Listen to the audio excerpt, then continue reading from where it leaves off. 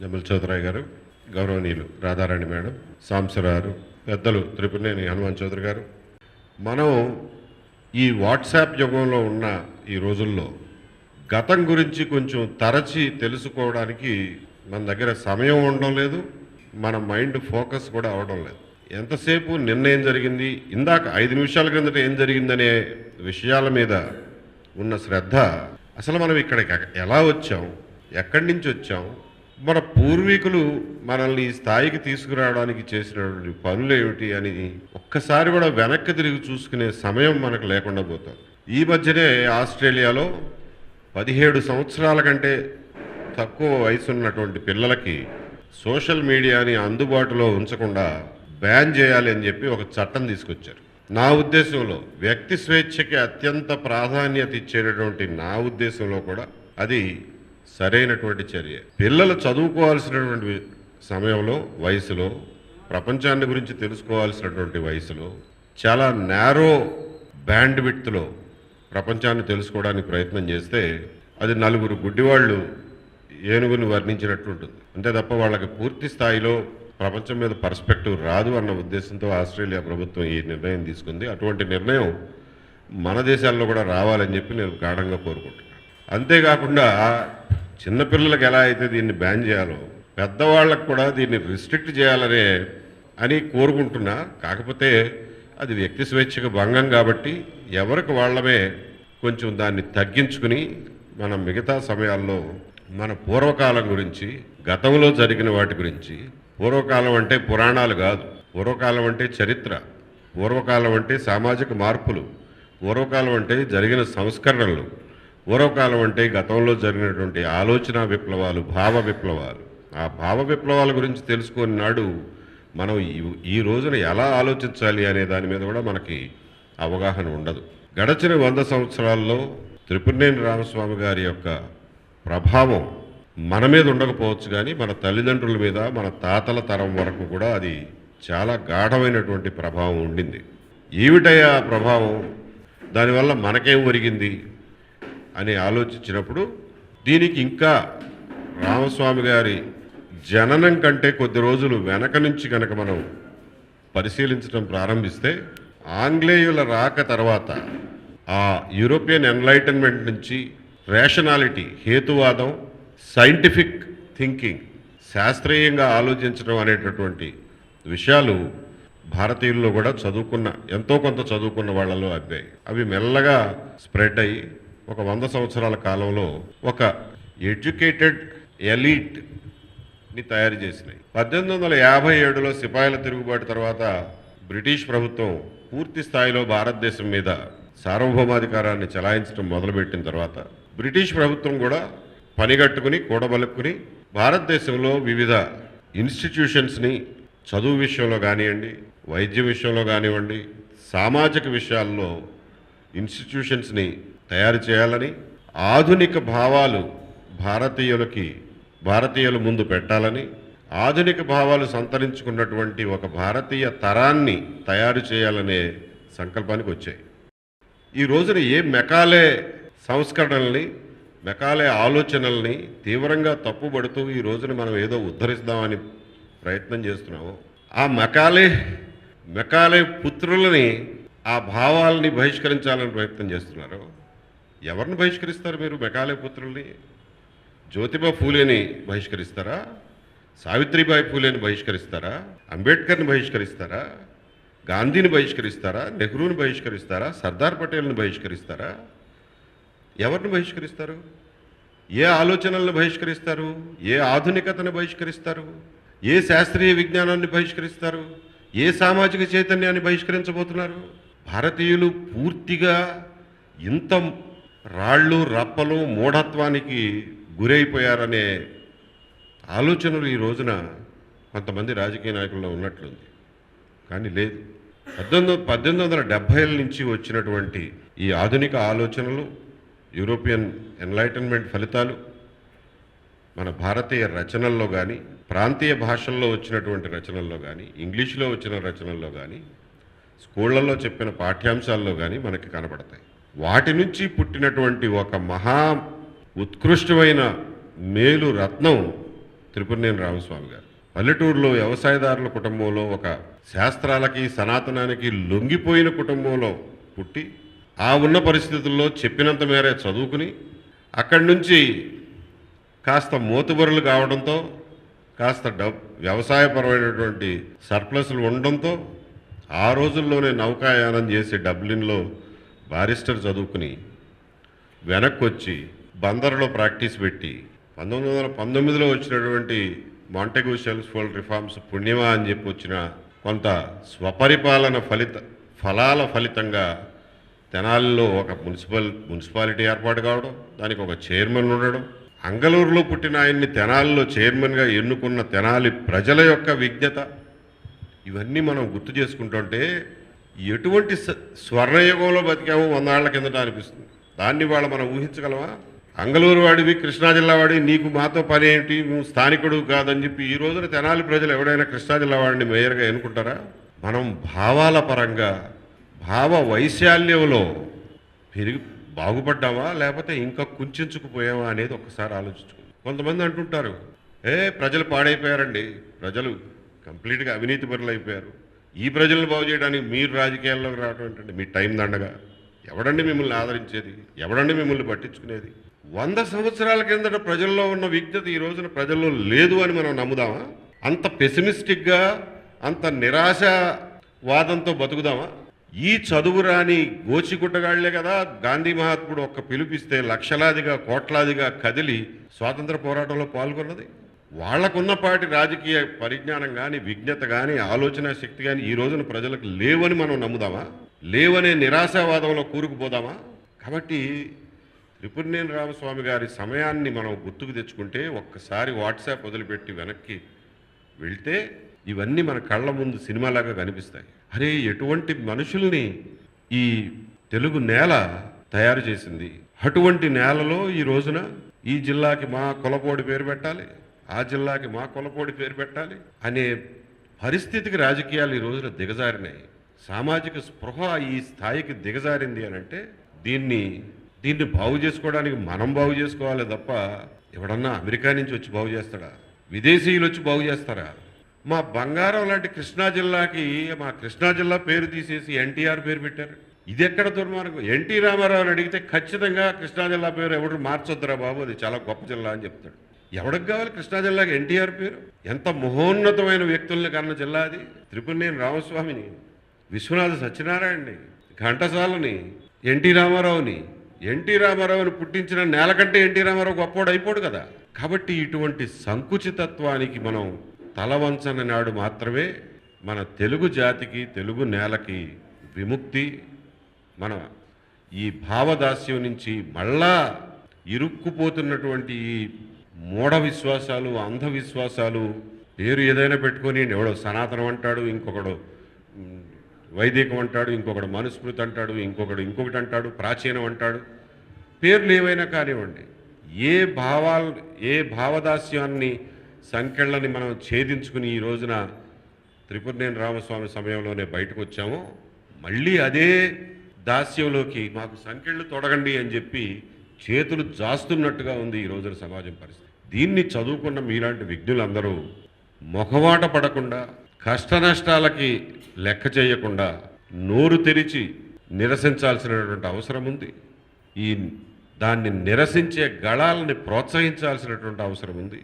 అది ఒక్కటే మనం త్రిపురనేని రామస్వామి గారికి ఇవ్వగలిగినటువంటి నివాళి. రామాయణంలో రాసిన శంభుక వధని ప్రశ్నించిన త్రిపురనేని రామస్వామి ఆ రోజుల్లో ఎటువంటి ప్రశ్నలకి, ఎటువంటి ఈసడింపులకి, ఎటువంటి బహిష్కరణలకి గురై ఉంటాడో ఆలోచించండి. ఎటువంటి భూషణాలకి, ఎటువంటి తిరస్కారాలకి గురై ఉంటాడో ఆలోచించండి. వాటిని ఆయనే లెక్క చేయలేదు. ఈ రోజున మనం ఎందుకు లెక్క చేయాలి? ఒక చక్కటి రాజ్యాంగం, అది ఇచ్చినటువంటి ప్రాథమిక హక్కులు, ఇంత మీడియా, ఇన్ని ప్రొటెక్షన్లు ఉన్నటువంటి ఈ రోజుల్లో మనం ఎందుకు భయపడాలి? ఇది భయం కాదు, బద్ధకం. ఇంకొక విషయం ఏమిటంటే, స్వాతంత్ర పోరాటంలో భాగంగా ఎన్నో సంస్కరణ పోరాటాలు కూడా జరిగినాయి.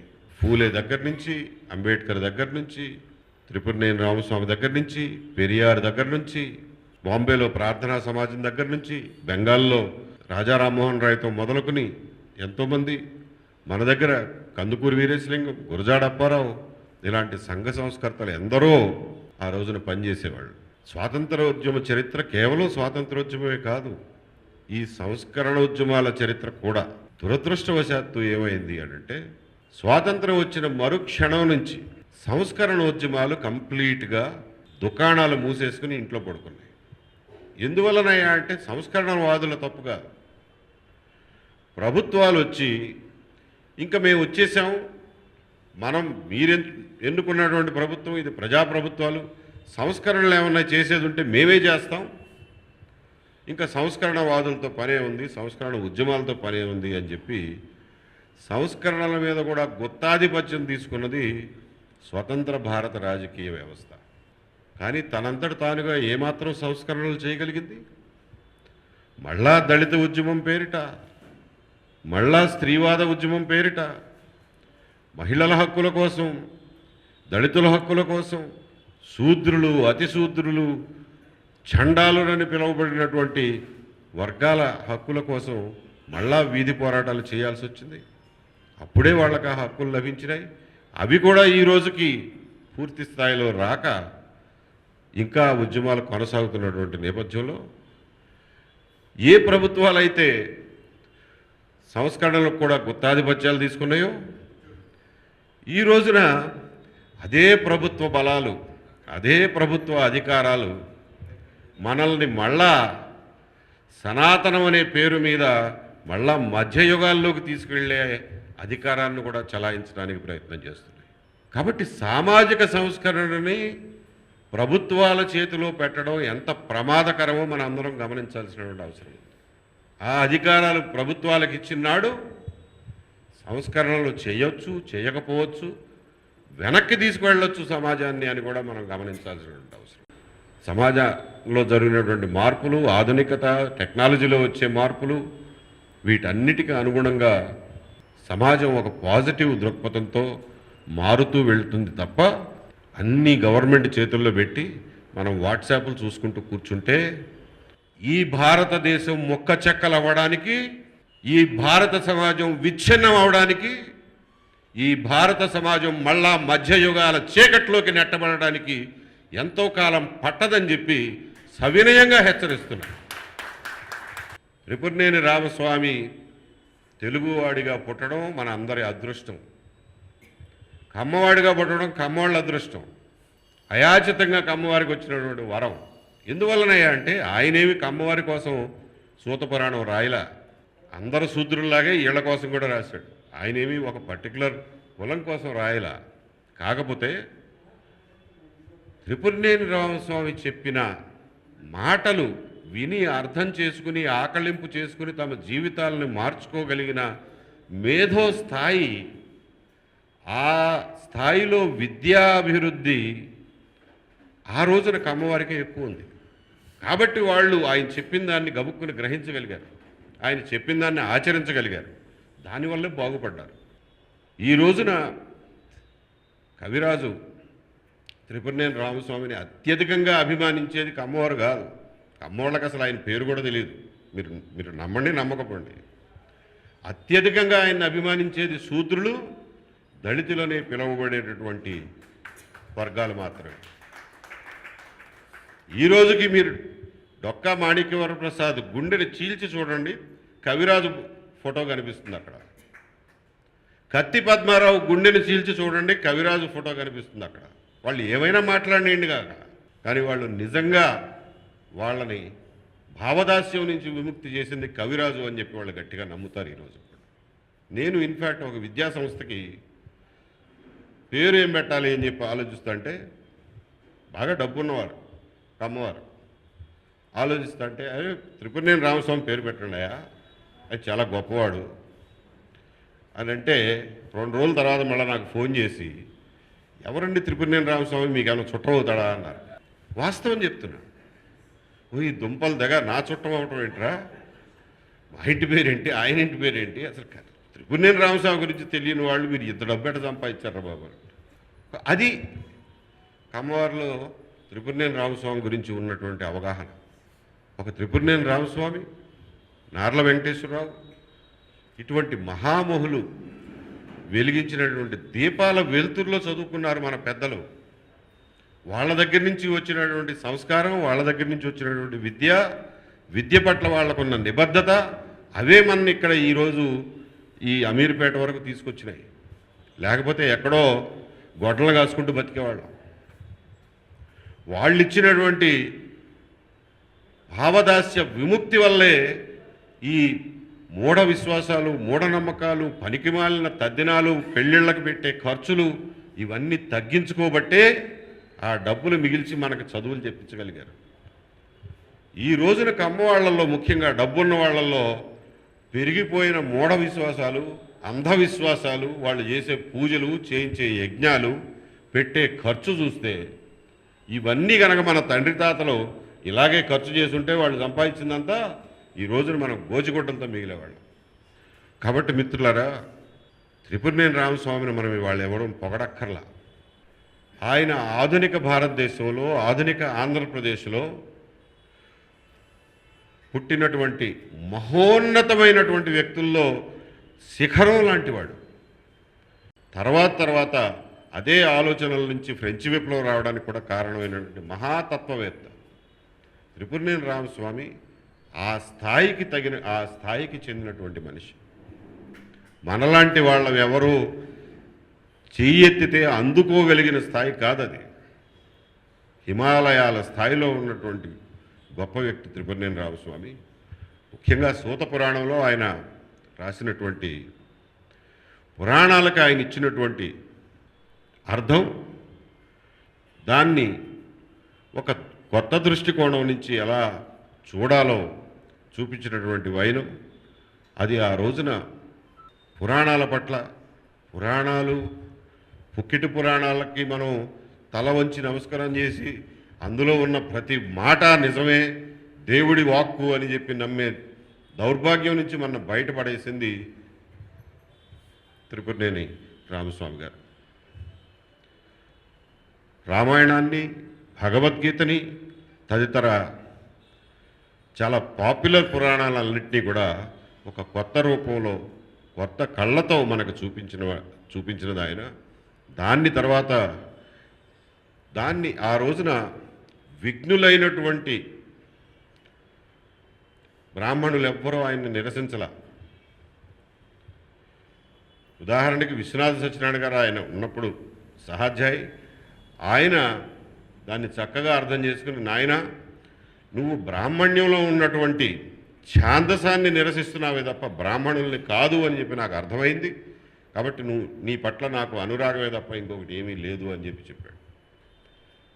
అలాగే ఆయన గురువైనటువంటి చల్లపిళ్ళ వెంకటశాస్త్రి గారి మన్ననలను అందుకున్నాడు.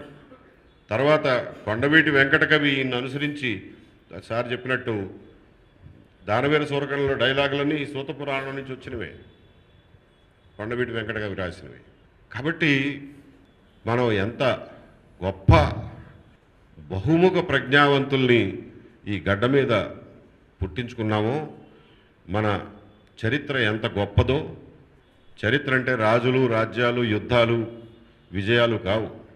భావాల పరంగా, ఆలోచనల పరంగా మనం ఎంత గొప్ప వ్యక్తుల్ని మన తండ్రి తాతలు అనుకరించారో, దానివల్లనే మనం ఎంత అభివృద్ధిలోకి వచ్చామో అనేది మనం గుర్తుంచుకోవాలి. త్రిపురనేని రామస్వామి వేసినటువంటి రాచబాట మీదే తర్వాత వచ్చినటువంటి కమ్యూనిస్టులు కూడా ప్రయాణం చేశారు. దానివల్ల కమ్యూనిస్టు భావజాలాన్ని ప్రజల్లోకి చొప్పించడానికి కూడా అప్పటికే రంగం సిద్ధమై ఉండింది ఆంధ్రప్రదేశ్ గడ్డ మీద. దానివల్లనే భారత కమ్యూనిస్టు ఉద్యమంలో ఆంధ్రప్రదేశ్ యొక్క చరిత్ర, కోస్తాంధ్రప్రదేశ్ యొక్క చరిత్ర ముఖ్యంగా అత్యంత శ్లాఘనీయమైనది. వాళ్ళు ఆ రోజున కమ్యూనిస్ట్ పార్టీకి నాయకత్వం మొత్తం ఆంధ్రప్రదేశ్ నుంచి వచ్చింది అని అంటే దానికి కారణం త్రిపురనేని రామస్వామి వేసినటువంటి తాత్విక పునాదే దానికి కారణం.